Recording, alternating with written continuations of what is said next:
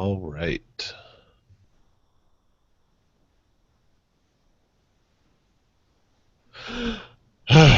All right. Um, I'm gonna play Wordless Friends when we do this whole intro thing. Sweet. And 32.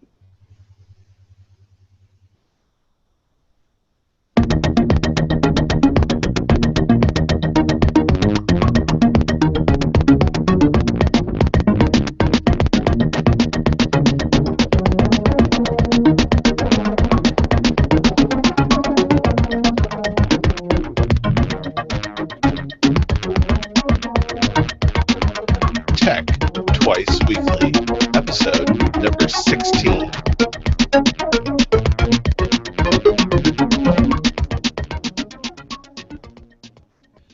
Hey, everybody. This is Tech Twice Weekly for September 29th, 2014. This is your source for technology news and discussion twice a week, every Monday and Thursday. I'm your host, Ben White, and I want to apologize. We missed last Friday, um, because I was sick. Not much else to say. Had a brief battle with Mr. Death himself, or maybe just the common cold, but I'm back, and not quite 100%. This is actually episode 17, so there's that. But hopefully by next Thursday we'll be 100%. I'll be 100%, no longer on cold meds. But that being said, I'm here. I'm ready to do the show. It's going to be a little bit short this week, but I still couldn't do it without my good friend Eric Fee. How you doing, man? Word. And thankfully you are over there, an internet away from my cold, germs, and bacteria. Otherwise, I wouldn't be here. You're not worth it. Yes, thankfully the internet, while full of viruses, cannot yet transmit the common cold. We're going to try and keep it that way, I think. But that being said, it's going to be a little bit of a short show this week, getting back into things, as I'm still not quite up to 100%. We'll be back to our full format now on Thursday, but let's get things started with our headlines. Starting off this week is a story from PocketLint on news direct from OnePlus, the Chinese company behind the OnePlus One smartphone. An executive with the company announced during a Reddit Ask Me Anything session. However, that was all that was announced. Or I should say, look at me, cold meds. Maybe I should tell you what was actually announced, eh?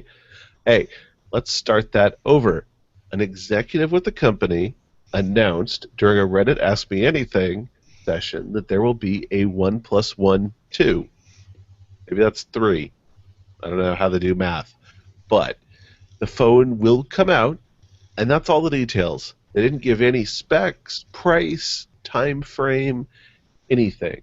They did say that the invite system to pick up a 1+1 will end in October, meaning there should become available generally for purchase if you're interested in the phone. But that's about it. So we'll keep an ear out for more details on this story and report them as they're announced. TechCrunch is reporting on rumors that the next version of Windows, rumored to be called Windows 9, will be offered as a free upgrade to current Windows 8 users. The upgrade will be provided as an automatic update released through the Windows Update system. Currently, there has been no mention of this free upgrade for Windows 7 or Vista users. Of course, all of this is still just a rumor until Microsoft completes their press event tomorrow. What do you think, Eric, about Windows 9 coming out and being offered free to current Windows 8 users? I think this is a definite different direction from Steve Ballmer's money grubbing attempts to mop up OEM people who buy the OEM edition. Definitely, that's a really good point. Because it used to be that was how to get Windows on the cheap. Uh, but I'm wondering if my student license that I have is going to qualify me for the upgrade. I'm assuming it would, that Microsoft wouldn't differentiate between those of us running a educational version or an educational licensed version from those of the full legit retail version. But I'll be curious to find out. I'd love to get my hands on Windows 9, and I'm really hoping the Windows 9 developer preview is released publicly with the Microsoft Press event tomorrow. I have two copies of Windows 8 licenses, a OEM 8.1 and a Windows 8N edition, and I'm hoping that one of those, at least one, will be available for a free upgrade if that rumor becomes true. What is the N edition? I'm not familiar with that. The N edition is the version created for European markets that lacks Windows Media Player. It does not have any media players installed by default, and it also offers the browser selection screen on first install. Oh, interesting. Okay. Hmm. I I guess I could see that being a useful product to have on hand, but outside of that, once it's installed, it's just the same as every other version of Windows 8. Other than the fact that you may not have Internet Explorer or Microsoft uh, uh, Windows Media Player installed, yeah. Cool. That would be an upgrade as far as I'm concerned. Those are two products I never ever use. Internet Explorer is my gateway to downloading Chrome on every new install. Exactly. So I actually haven't installed it yet. I've been meaning to do it for my next computer refresh, but I've just been running the same install of 7 for a while now, and it's stayed pretty good. So Well, I'd say wait until tomorrow comes and goes and see if you qualify and see if that justifies going through the trouble of upgrading to Windows 8. Roger that. All right. Well, the next story in our lineup comes from Consumer Reports. They bring us expanded news on Bendgate, the Apple iPhone 6 bent phone controversy sweeping the internet. Based on their internal testing, it appears to be much more difficult to bend any smartphone, much less the iPhone 6. Consumer Reports has a great table showing how many pounds of force are required to deform many different popular smartphones. Looking at the table here, let's see, it looks like bending the iPhone 6, according to Consumer Reports, takes 100 pounds of force, uh, and just slightly deforming it only takes 70 pounds of force. The iPhone 6 Plus, with its larger size, takes 90 pounds of force to deform. In comparison, the HTC One only takes 70 pounds of force. So all phones bend. Newsflash, they're made of metal. They're delicate pieces of electronics. Be careful with them. I think that's the moral to this story. What do you think about all this craziness about everyone freaking out about their iPhones bending? Well, it's been said a lot before the Consumer Reports article that the whole Bendgate thing was totally a non-issue for the majority of users, and it may, uh, sorry, um, it looks like the amount of force it takes to bend them is not any different really than other cell phones of a similar size, and the conspiracy theory tinfoil hat wearing man inside me goes to think that the whole Bendgate deal might actually be a ploy to put a negative spin on the new iPhone 6. Oh, interesting. I never thought of looking at it from that angle. So you're thinking like a sort of negative marketing campaign from other smartphone manufacturers? Yeah, maybe. I'm not a big Apple fanboy, and I do not plan to be purchasing an iPhone or another Mac unless it's to develop for them. Definitely not to use as a daily driver. So I'm not trying to say that every other smartphone company is evil, but there might be someone out there trying to trying to drop an astroturfing campaign on to slant the iPhone 6 when it really doesn't deserve it. Interesting. I kind of like that conspiracy angle. I haven't heard anybody else running with that thought behind the story, but it actually has some play to it. I can see some reasoning there. Yeah, I watched the video from this news post, and it showed that other cell phones are clearly bending, and it takes a significant amount of force with the machine they were using to bend them. And um, it really also depends on the phone size. The bigger phones really took more to bend than smaller phones, besides the Galaxy Note 3.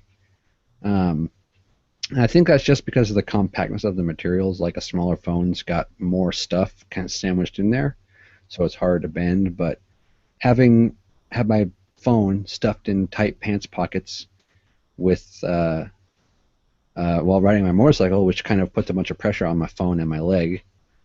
The Nexus 5 has not even bent a teeny bit, and I'm sure that the vast majority of most cell phone users will not be experiencing this, let alone iPhone or other. And do you have your Nexus 5 in a case of any sort? No, my Nexus 5 runs around naked. Interesting. So yeah, like I have the official Google case on my Nexus 5, and I agree. The phone seems pretty bomb-proof as far as bending goes. Now, that being said, I keep it in my pocket. I don't make any specific point to not bend it or not put pressure on the phone, but I've never had a smartphone bend. I paid several $100s for this device. I try to take care of it. Yeah, I don't think that many users are going to be experiencing this. I think it's a great headline for news stories, but I'm not sure it's really something, like you said, that most people are going to experience. It just sounds like great clickbait for a blog. Well, not only that, but the whole Watergate scandal connection with the Bengate thing is pretty ridiculous, if you ask me. Well, and I've also seen hashtag Benghazi trending as well to cover this story. So if you're not a fan of the Watergate connection, you could go the other way with politics and go for Benghazi. Maybe, maybe that's a better headline for you. Yeah, this just reeks of me of astroturfing. I have to agree. The more you've said it, the more I've thought about it. That sounds seriously plausible. Well, speaking of astroturfing, no, not really, but 9 to 5 Google is covering more rumors on Google's expected new Nexus smartphone, the Nexus 6, or possibly the Nexus X.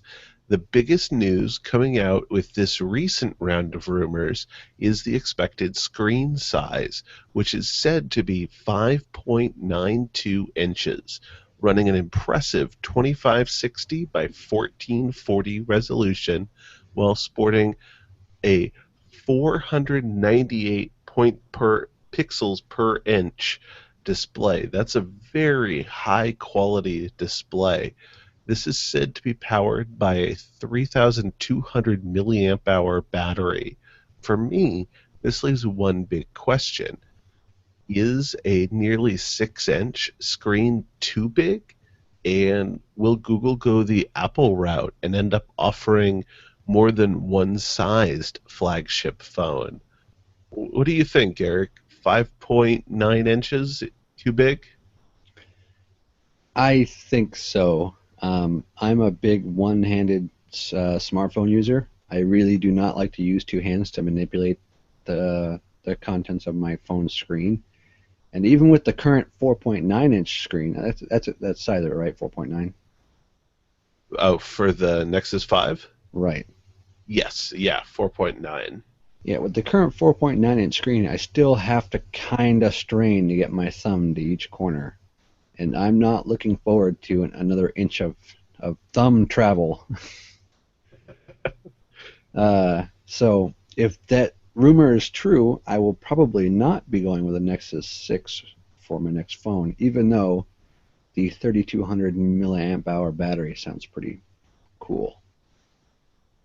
And I don't know. I'm really tempted, to be honest. I think the Nexus 5 is a great size with the 4.95 rounded up to 5 with the bezel screen. I think realistically, for most people, I think that's the perfect smartphone screen size.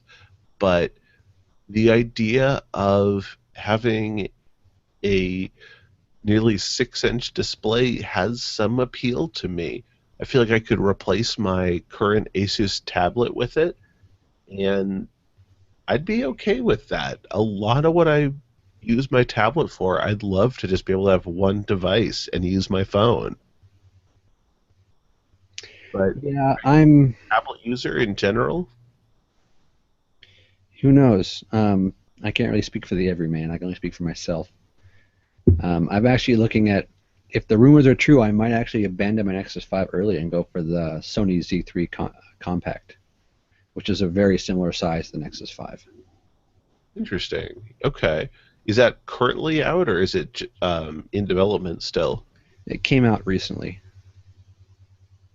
Well, everything points to a expected October announcement, so we should start hearing news of when Google's going to have their press event anytime now. Um, We may see more phones coming out soon too for a Christmas launch. Who knows? yeah, that's something I'm wondering if even after announcing this phone, is it realistic that Google's going to be able to have it shipping in time for the holiday season, or will they just have pre-orders available? It's a good question. I'm trying to remember last year with the Nexus 5, and I can't for the life of me remember if it made it out after being announced in October in time for the holidays. I want to say no, but I was also waiting for it to be available on the Sprint network under Ting. So my time frame of picking up the phone was very different from its general availability. Yeah, I kind of like the way Apple has released two different sized versions of the phone because I'm one of those people that prefers a slightly smaller phone, and I'm willing to give up screen real estate for that. So the appeal of a smaller phone really reaches me, and the idea of having two flagships, one larger format, one slightly smaller format, seems to me like it's a really cool move as far as the user base is concerned. Now, the lucky thing is with Android, there are many other options to pick up phones. I don't have to only pick up a phone from Apple like our iPhone using friends.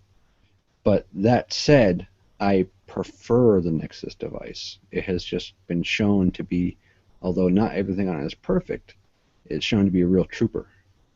Right. And there's something to be said about that stock Android experience built right into the phone, not having any manufacturer bloat on top or any carrier bloat added to the phone. Yes, I don't mind a few extra installed applications, like maybe for special functionality for like camera or whatever, but I really do not prefer the carrier or brand specific skins.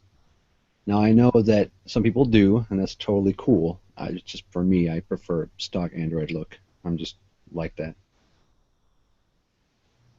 Yeah, no, I agree. I originally ran with, before I got my Nexus 5, I had the Samsung S2, and I ran with that stock running Samsung's. I'm totally forgetting what they call their UI, but running with their UI, and eventually I moved over to CyanogenMod because I really just needed that stock UI. Even with my Nexus phone now, I'm running CyanogenMod on it um, to get the tweaks they put in there with as close to the stock UI as they can offer. Um, but I don't know. It makes me wonder with the rumors of the two names going around, the Nexus 6 and the Nexus X, if that could potentially be the two different names for the next generation devices, plural, if maybe one device would be an iterative device with a similar or matching screen size to the Nexus 5, while the Nexus X could be this larger form factor phone, starting a separate line of larger devices. Maybe that would be very interesting. I personally think that screens as cell phones, as we know them on smartphones, have kind of reached a peak of what we really can experience. The idea of a 1440p screen with 500 pixels per inch is a little bit like I don't really think that the benefit, even though it's so much greater, will mean a whole lot for phones. I think that those kinds of resolutions are better used for tablets where people do a lot of video and media consumption, whereas with my phone, I personally consume very little media in comparison with my computer or with my laptop, and compared to how I used to use my old tablet when I had one. And I think that might be why I'm more inclined to be interested in the 6-inch device than you might be, because I do find myself consuming quite a lot of video media on my Nexus 5 device. I watch a half a dozen video podcasts each week, and to have the larger screen to enjoy those on would be really nice. Yeah, I'm actually really looking forward to that Dell tablet, the Dell Venue 8 series Hmm. that we talked about a few weeks ago. Oh yeah, yeah. Yeah, that looks super cool. Um, when that becomes available, I might have to reach out and purchase one. And So I'm trying to remember, is that running Android or is that running legitimate Windows on that tablet? it was an x86 tablet running Windows, and it had a handle and speaker on one side, and there was very little bezel on the rest of it, and it was incredibly thin. That's right. Yeah. It also had a really cool feature called oh, actually, I can't remember the name of it. Excuse me. Oh, RealSense, Intel RealSense, uh, where it had applications on board that could take pictures um, with depth sensing camera, and you could actually change the focus throughout the picture. Interesting. I remember you bringing that up when we were covering it, and I think that sounds really cool. Like a lot of fun to be able to play with. Well, yeah, not only that, but imagine if you use it to take a picture, and then you want to change and then you're like, well, I want to make a copy of this picture, but with the background focus or the foreground, or be able to have a focusless picture where everything is sharp. I could also see a lot of benefits as long as it's attached to a camera with a fast enough shutter speed to get some really good action shots where you could pick out different players in an action scene, maybe in a football game or kids' soccer game, where you can highlight each player independently in the shot. Hmm. Just imagine uh, if you could use that the depthlessness on HDR photos. Now that would make some very beautiful photography. I think it would be totally cool. So, like I said, I'm looking forward to that more than the new Have you phones. noticed if a price point has been announced for that tablet yet? Not yet. But one thing I have noticed is the name of the tablet is not very catching, which is sad. But Dell offers a great many Android tablets actually, running different levels of hardware, and some of them, although modest in their hardware, are still very cheap in comparison with some of their competitors. The Dell Venue 7, I think, is running the newest version of Android, and it's like a few $100s. So Interesting. I'm hoping Dell will leverage their capabilities and make this tablet a little bit more affordable. Well, one thing that would be really awesome, and part of what piques my interest about the Venue 8 would be, depending on the storage capabilities that are offered with it, would be using it as a portable podcasting rig.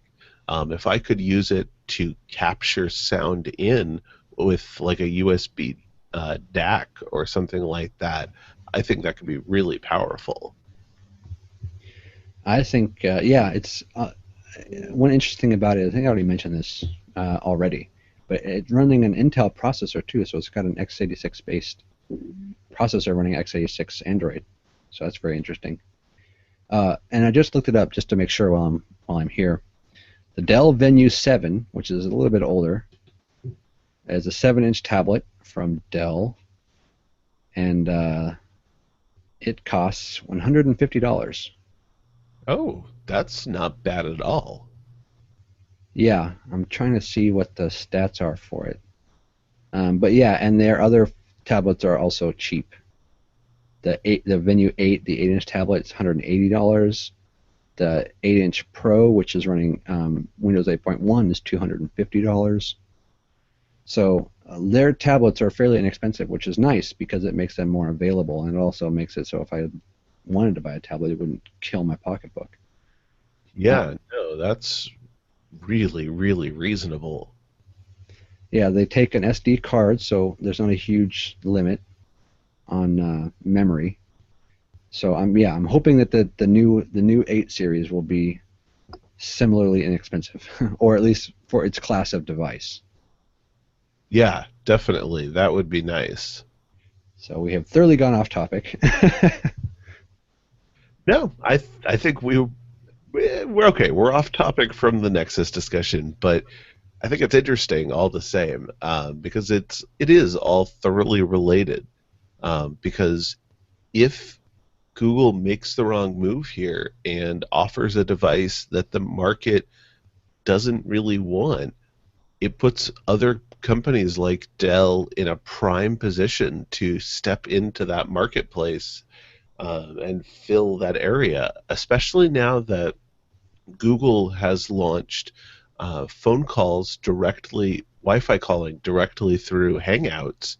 You could turn any Android tablet into a phone realistically. You no longer have to be tied to a cellular carrier. It's a beautiful day out there. I mean, doesn't it kind of blow your mind though to think about picking up any $40 Android tablet out there, and technically with a Bluetooth headset you could have a phone? I think that's awesome. And I'm looking forward to the day when phones are effectively just small tablets and everything's over IP. I think we're definitely headed that direction. Yeah, and I'm hoping carriers will get with the program. Right? Start treating everything as data and stop pretending to have these isolated silos where my voice data is different from my phone's other data. Well, technically they are. I don't want to get into that, but Well, but as we progress towards LTE and voice over LTE, it really starts coming together as one. well, it depends because the data you're talking about is packet data versus like actual GSM phone calls and SMS are still not packet data in their rawest form. Right, but even SMS is a dying technology in the cell phone market. Most carriers have written it off in the terms of profitability and just throw it in free with many of their contract packages. Well, that's because SMS wasn't supposed to make money. Uh, it's a very lightweight messaging system, and it doesn't burn up data. They were just cashing in on it. Most carriers around the world have already made uh, SMSs either free with voice contract or voice plans or very inexpensive. And SMS is also still very popular for its simplicity and for being able to deliver. Whereas some applications are becoming very popular here, like WhatsApp and Hangouts for talking in general. But I really do prefer SMS. It does have something to be said for its reliability. There have been a number of times when I may only have 1 bar of 3G data, and I can send SMS back and forth, but Hangouts won't even talk to the internet. So I know where you're coming from there. It definitely still has a very viable and useful place. Yeah, I don't think we should be writing it off right away, uh, especially. But at the same time, it just like other technologies is kind of on the downward spiral.